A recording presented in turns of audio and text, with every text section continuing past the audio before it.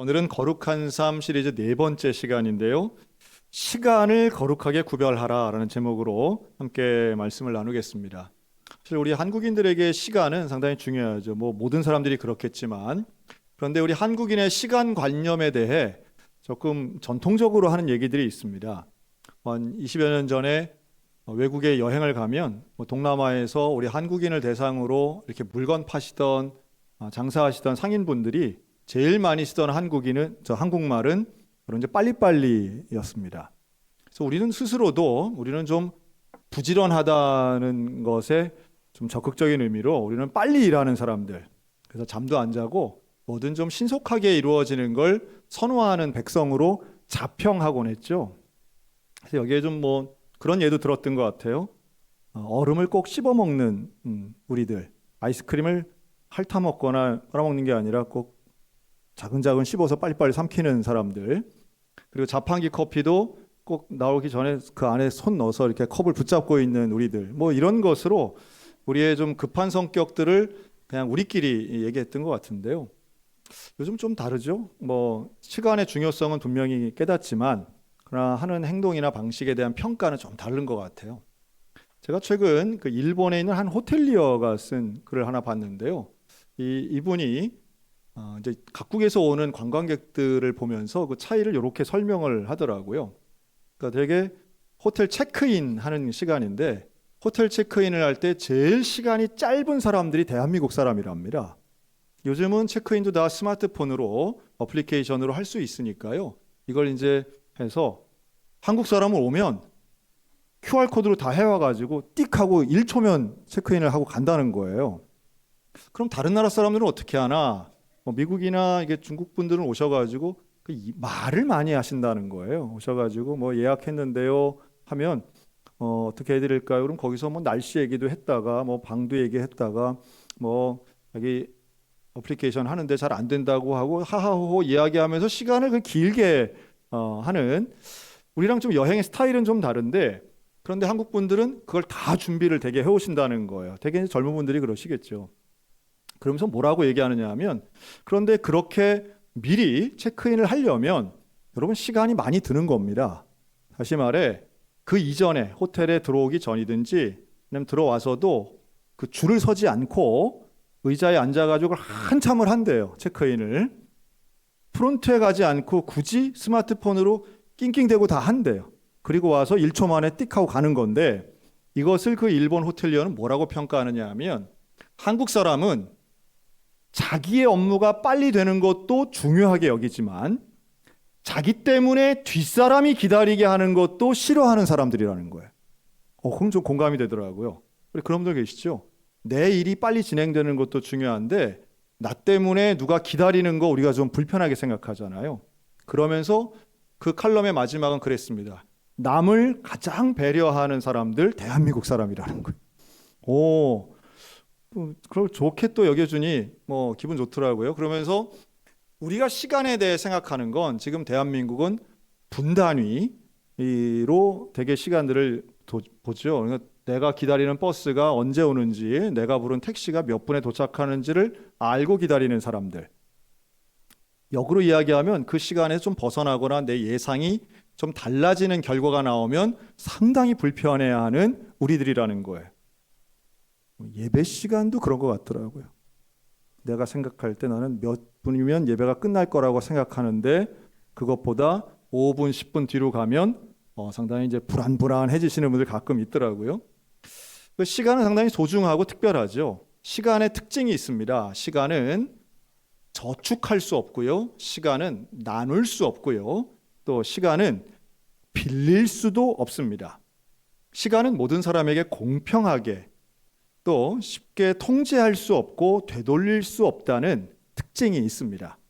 그래서 과거에는 법을 어긴 사람을 벌 줄 때에 실제로 물리력을 동원해서 때리거나 아니면 신분상의 피해를 주는 이런 것을 벌을 줬다면, 지금은 그런 벌이 아니죠. 지금은 거의 하나로 축약되는데요. 징역을 살거나 벌금을 내게 합니다. 근데 그 징역 산다는 건 다름 아닌 시간을 빼앗는 것이죠. 부자들에게 벌금은 좀 약할 수 있겠죠. 쉬울 수 있겠죠. 그런데 시간을 빼앗는 징역형은 그 사람이 갖고 있는 능력이나 상황 조건을 모두 공평하게 하는 유일한 현재까지 실행하고 있는 처벌이라는 겁니다. 저는 징역형이 그 사람의 시간을 통제하고 빼앗는 것이라는 생각을 잘 못 해봤는데 설득력 있다는 생각이 들었습니다. 그만큼 시간이 중요하죠. 그래서 우리는 언제나 시간을 금에 비유하기도 하고요. 또 시간 낭비하지 말라 이런 말도 많이 하죠. 그런데 그 시간 낭비하는 걸 잘 생각해 보시면 돈이나 재화는 써야지 낭비가 됩니다. 근데 시간을 어떻게 하는 게 낭비하는 걸까요? 아무것도 안 하면 낭비하게 됩니다. 아무것도 안 하면. 신기하죠? 다른 건 뭘 해야 낭비가 되는데 시간은 가만히 있어도 낭비할 수 있는 게 시간입니다.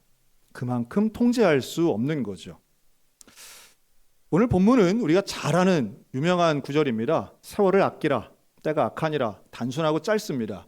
에베소 교인들에게 주시는 빛의 자녀, 하나님의 자녀답게 지혜로운 사람으로 살아가는 방법 중에 어떤 실전처럼 우리에게 제시하고 있는 명제인데요.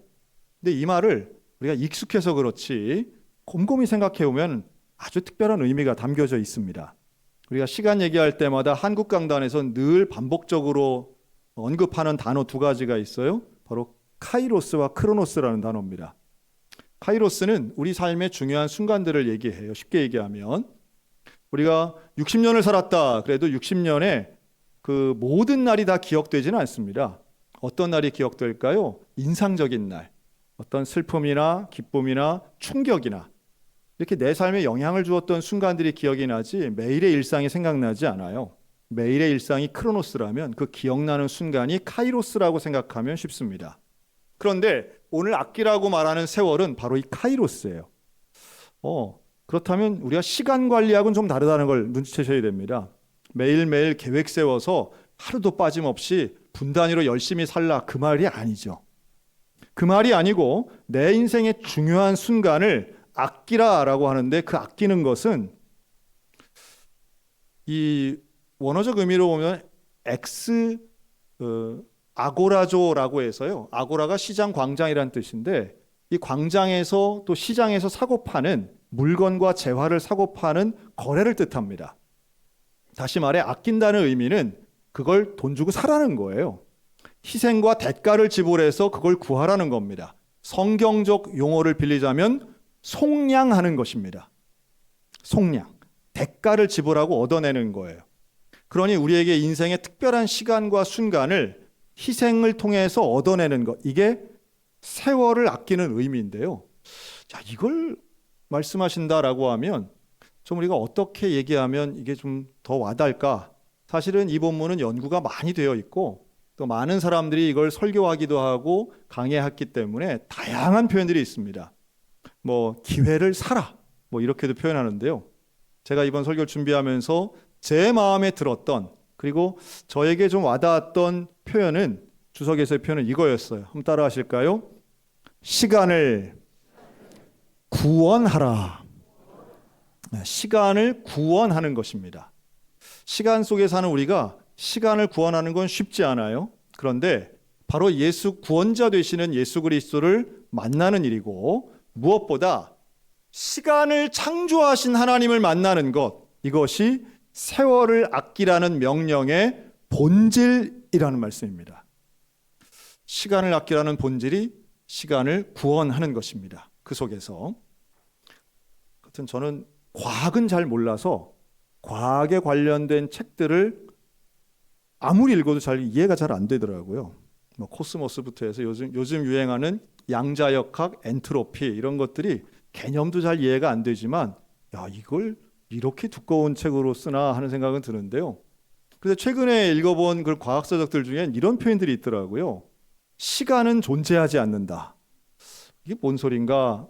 요약하고 제가 이해한 바를 말씀드리면 여러분 우리가 지금 인식하는 시간이라고 하는 건 해가 뜨고 해가 지는 하루 24시간이잖아요. 그런데 만약 태양이 없다고 생각해 보세요. 그럼 우리는 시간을 어떻게 인식할 수 있을까요? 계절의 변화가 없고 낮과 밤의 변화가 없어도 우리는 시간을 인정할 수 있는가라는 겁니다. 하여튼 여러 가지 과학적인 이야기들을 하는데 동의할 수는 없죠. 그래도 시간은 존재하니까요. 그런데 우리가 믿는 것은 명확합니다. 이 존재하는 시간을 누가 만드셨는가라는 거예요. 창세기에는 태초에라는 말로 시작합니다. 그런데 이 태초에라고 하는 것은 시간의 창조를 우리 하나님이 만드셨다는 뜻이에요. 그 이전에 시간이 없어요.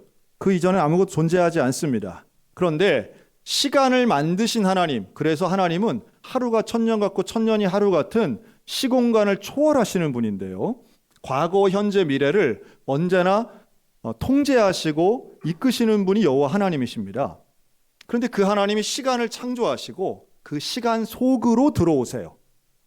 인간의 몸을 입고, 그분이 바로 예수 그리스도인 줄로 믿습니다. 시간을 창조하신 하나님께서 시간 안으로 들어오신 그 놀라운 역사의 목적은 저와 여러분을 구원하시기 위함입니다.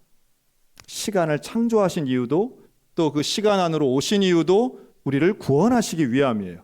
그 주님이 오늘 우리들에게 그 시간을 구원하라, 세월을 아끼라고 말씀합니다. 시대가 악한 시대 속에서 거룩함의 시간을 건져내라고도 들리고요. 악한 세월 속에 흘러가지 말고, 시간을 낭비하지 말고 그 시간에 우선순위를 온전히 정해서 하나님의 거룩한 백성답게 살라고도 명령하십니다. 그래서 오늘 세 가지를 좀 제안하려고 그래요. 우리가 세월을 아끼는 시간을 구원하는 방식 세 가지인데요. 따라할까요? 첫째는 주님을 위해 시간을 구별하라. 주를 위해 시간을 구별하는 것입니다. 여러분, 우리는 바쁜 사회 속에 삽니다. 바쁘니까 스케줄이 많아요. 모임도 많죠. 동창회도 있고요, 가족 모임도 있고, 동호회 모임도 있고, 요새 러닝 크루도 가서 뛰어야 되고, 또 친구들, 이웃들 모임도 있고, 여러 가지 비즈니스 직장 모임도 있을 거예요. 그런데 아무리 모임이 많고 아무리 스케줄이 많아도 사람은 한 번에 하나의 미팅만 할 수 있습니다. 동시에 할 수 없어요. 우리는 물리적이고 시간적인 제약이 있기 때문에 동시에 두 개의 모임을, 각각에 있는 것을 동시에 갈 수는 없어요. 하나만 선택할 수 있는 거죠. 특정 시간 안에. 무슨 뜻일까요? 우리는 오늘 이 주일 오전 이 시간을 하나님께 드리기로 결단했고, 이 시간 하나님 앞에 나와 있는 줄로 믿습니다. 예배를 드린다는 것은 나의 시간을 드리는 일이에요. 하나님께. 시간의 우선순위를 정한다는 것은 다른 곳에 갈 데가 많고 만날 대상이 많고 또 해야 할 일이 많은데 그 중에 무엇을 먼저 선택하느냐입니다. 그런데 그 무엇을 선택할 때에 우리는 시간의 창조자 되시고 나의 구원자 되시는 하나님을 만나는 이 예배의 시간을 선택하는 것, 하나님과의 만남을 선택하는 것, 이것이 오늘 저와 여러분에게 주어진 시간 구원의 첫 번째 시작인 줄로 믿습니다. 오직 주만 바라보는 이 시간, 우리의 시간이 하나님을 우선순위에 두어 집중하게 한다면 저와 여러분에게 임하는 영광이 있고 충만함이 있게 될 줄로 믿습니다. 그렇다면 그렇게 주를 위해 시간을 구별하여 주님 앞에 나와 예배드리는 것, 구약에서는 이걸 안식일 또 절기의 율법이라고 했습니다. 그런데 이러한 율법은 시간 중에 일주일에 하루, 1년에 몇 번을 하나님께 온전히 드리는 거거든요. 시간을 구별해 드리는 거예요. 근데 그 중에 핵심이 바로 안식일이죠. 자, 제가 이런 질문 한번 드리고 싶습니다. 안식일이 나온 것은 창세기에 하나님께서 천지를 만드시고 7일째 되는 날 쉬시거든요. 자, 하나님은 휴식이 필요하신 분일까요? 자, 인간은 분명히 휴식이 필요합니다. 우리는 쉬지 않고 일하면 병나든지 고장나든지 해요. 번아웃 오죠. 그런데 하나님은 성경에 보면 하나님은 졸지도 주무시지도 않고요. 하나님은 또한 곤비치도 않으셔요. 피곤한 분이 아니세요. 그런데 왜 안식하셨을까요? 하나님은 휴식 없이 일하셔도 전혀 무리가 없으신 분이에요. 그런데 의지적으로 안식하십니다. 왜 안식하셨을까? 이것은 긴 중간 단계가 있지만 결론만 말씀드린다면 하나님이 안식하시는 이유는 바로 저와 여러분을 위해서입니다. 인간을 향한 하나님의 은혜의 선물입니다. 하나님의 안식에 대한 명령은 사람을 쉬도록 하는, 세상을 회복시키려고 하시는 하나님의 은혜 같은 선물이에요. 구약의 때는 종들은 쉬지 못하던 시절입니다.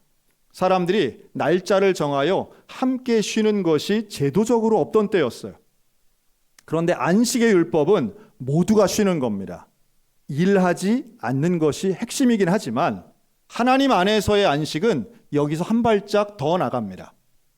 여러분, 성경이 말씀하는 안식의 의미는 지금 우리가 생각하는 안식, 휴식, 쉼 이러면 대개 무슨 생각을 갖느냐 하면 출근 안 하고 여행 가고 운동하고 취미 생활하고 어디 누워서 음료수 마시고 아니면 잠 오래 자는 것, 뭐 이런 정도로 우리가 생각한다면 그것은 성경적 안식하고는 거리가 멉니다.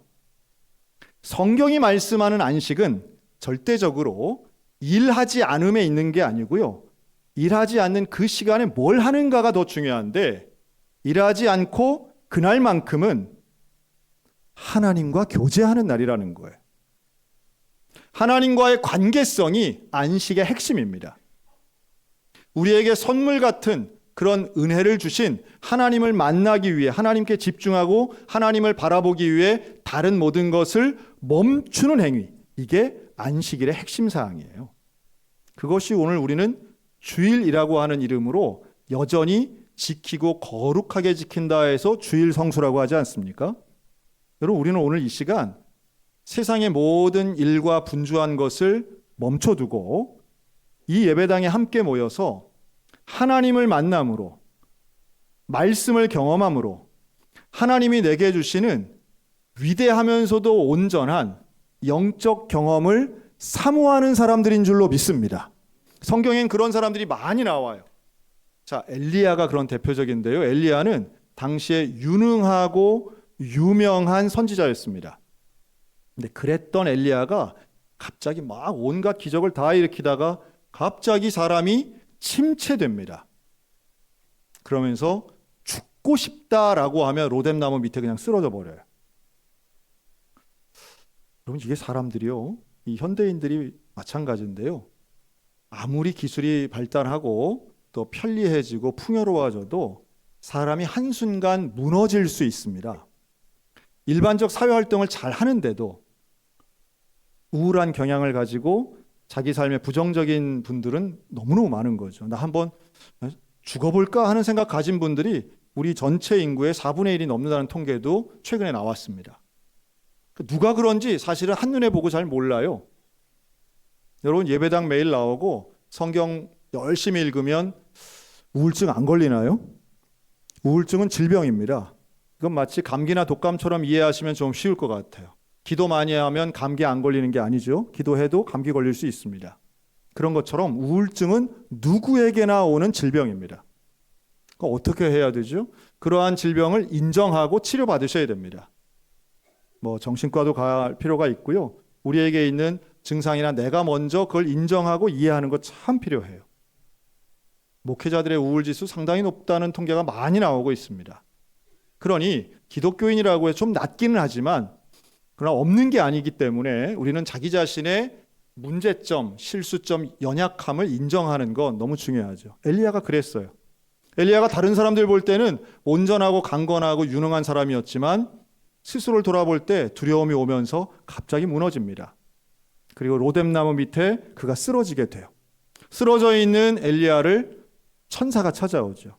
그리고 천사가 그를 어루만집니다. 그리고 깨워서 이제 일어나서 이 떡을 먹어라. 숯불에 구운 떡과 물을 주고 그것을 먹고 힘을 내어 엘리야가 다시 일어나는 장면이 나오거든요. 저는 진정한 안식의 의미는 우리를 재충전하고 회복시킬 수 있는 능력이 있다고 믿는데 거기에는 하나님과의 만남이 필수적입니다. 저와 여러분이 내 인생 속에 들어오신 그 예수 그리스도를 만나기를 갈망하셨으면 좋겠습니다. 그리고 그렇게 원할 때에 하나님 최우선의 시간 우선순위를 가지고 하나님을 만나고 말씀에 집중하고 찬양하고 기도하는 일을 통해서 다시 한번 회복되어지는 참된 안식을 통한 영적 교제가 우리 모두 가운데 일어나시기를 주님의 이름으로 축원합니다. 그리고 마지막으로 그 시간은 미래적 시간이에요. 그러니까 과거를 생각하면 하나님이 창조하신 시간에 우리 하나님 만나는 거고요. 현재를 이야기한다면 영적 교제를 통해 안식을 누릴 수 있습니다. 그리고 미래를 생각한다면 따라하시기 바랍니다. 하나님의 시간표를 믿으라. 하나님의 시간표. 자, 제가 오늘 예언을 하나 하겠습니다. 세상이 아무리 흔들리고 아무리 복잡하고 아무리 위태로워도 확실한 거 두 가지가 있습니다. 첫째는, 자, 옆 사람 보고 당신은 반드시 죽습니다. 맞아요, 틀려요? 반드시, 이거만큼 확실한 거 없습니다. 반드시 죽습니다. 언제인지는 모르겠어요. 어떻게 죽는지도 정확히 모르겠지만 반드시 죽습니다. 여러분, 이거 꼭 믿으시기 바랍니다. 꼭 믿고 이거 잊으시면 안 됩니다. 내가 반드시 죽는다는 것. 또 하나가 있어요. 또 하나 예언이 있는데 예수님이 반드시 오십니다. 자, 이 두 가지, 나의 죽음과 예수님의 재림, 여러분 이 두 가지만큼은 앞으로 반드시 일어날 일이에요. 다른 건 잘 모르겠어요. 그런데 이 두 가지는 너무도 명확해요. 그렇다면 이게 왜 명확한가? 하나님 말씀하시고 약속하셨기 때문인데요. 하나님의 시간표예요. 하나님의 약속은 반드시 이루어집니다. 구약에서 약속하셨던 메시아가 올 것이야 신약을 통해 약속을 성취하셨죠. 그리고 신약에서 약속하시니 이제는 다시 올 예수님에 대한 약속이 있으시니 그것이 아직 이루어지진 않았지만 우린 이루어질 것을 믿고 있습니다. 여러분, 나의 죽음과 예수님의 재림을 믿는다면 우리는 나의 죽음 생각하면 현재 살아있는 이 생명의 순간이 얼마나 소중한가를 아셔야 돼요. 여러분, 이건 정말 순간적 찰나 같은 순간입니다. 내가 이 땅에 살아있는 건 기적 중에 기적이고 아주 짧은 순간일 뿐이에요. 그렇다면 이 시간 어떻게 보내야 할까요? 미움과 원망, 불평으로 지내야 되나요? 아니면 예수님 말씀하신 대로 사랑하고 용서하고 서로 감사하며 살아야 될까요? 너무도 명확해요. 죽음에 집중하면 내가 어떻게 살아야 할까가 명확히 보입니다. 그리고 또 하나, 예수님의 재림을 생각하면 내가 어떤 신앙을 가지고 살아야 될까가 또 명확한 거죠. 여러분, 만일 우리가 내일 죽는다고 생각하면 지금처럼 사시겠습니까? 내일 예수님이 오신다고 하면 지금처럼 신앙생활 하실까요? 우리의 시간을 어떻게 구별할 수 있는가는 바로 여기에 대한 믿음과 확신이 있느냐 없느냐라고 저는 봐요. 하나님의 시간표는 정확합니다. 하나님께서는 우리에게 말씀하시고 약속하셨기에 반드시 이루실 겁니다. 나에게 주어진 이 짧은 생과 사의 그 중간 어딘가에 있는 나의 짧은 마지막 시간을 정말 의미 있게 보내셨으면 좋겠습니다. 성실 중요하죠. 정직함 중요합니다. 긴급한 일 때문에 중요한 일을 놓치지 마시기 바랍니다. 항상 허겁지겁 뛰어다니다 보니 어느 틈엔가 내가 원치 않던 곳에, 엉뚱한 곳에 가 있지 않으셨으면 좋겠습니다. 그걸 오늘 성경은 지혜라고 말하고 있습니다. 바쁘지만, 분주하지만, 쉴 틈 없는 일상이지만 우리는 매주마다 멈춰야 할 이유가 여기에 있습니다. 주일 예배는 그래서 우리를 성수, 거룩하게 지킨다라고 하는 거죠. 지키는 것은 주일 자체를 지키는 게 아니라 나를 지키는 일이기도 합니다. 이 시간 멈춰서 하나님의 음성을 듣는 거예요. 하나님께 집중하는 거예요. 찌가 아니라 주께 집중하면 나의 인생에 하나님이 하시는 말씀이 들립니다. 찬양 한 곡조에도 나의 마음을 울리는 하나님의 위로함이 있고요. 성경 구절 하나를 보아도 하나님 예수님 다시 오시는데 내가 절망하거나 좌절하는 게 아니라 다시 오실 주님 바라보며 힘을 내야지라고 하는 소망으로 일어설 수 있습니다. 오늘도 우리에게 주어진 짧은 인생, 시간을 창조하신 주님 앞에 잠깐 멈추어 온전한 안식을 누리고 주신 사명을 감당하며 오늘도 미래의 소망을 가지고 달려가는, 시간을 구별하는 이 시대의 거룩한 성결인들 다 되시기를 주님의 이름으로 축원합니다. 아멘.